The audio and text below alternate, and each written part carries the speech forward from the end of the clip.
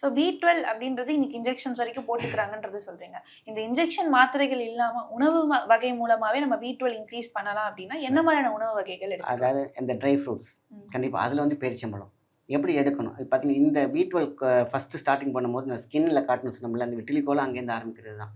இதை தான் யாருமே வந்து பார்த்திங்கன்னா பழைய காலத்து ஓலைச்சுவடில் இருக்குது.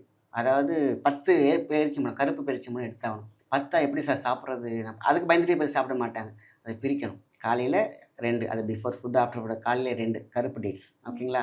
அதுவும் கொட்டை உள்ள இருந்துச்சுன்னா ரொம்ப ரொம்ப நல்லது தான். ஏன்னா இன்றைக்கெல்லாம் சீட்லெஸ்ஸாக கொடுக்குறாங்க. அது வந்து எந்த அளவுக்கு ஆர்கானிக்னு தெரியாது. ஸோ அதனால் காலையில் 2 மதியம் 2 ஈவினிங் 2 நைட் 2 ரொம்ப ஈஸியாக சிம்பிளாக போயிடும். என்ன ஒரு டப்பாவில் போட்டு கேரி பண்ணிக்கணும்.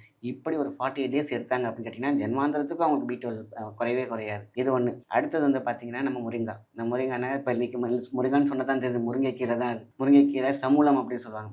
கீரை, தண்டு, பூ, வேர், அந்த பிஞ்சு இது அத்தனையுமே வந்து அவ்வளோ சூப்பர்.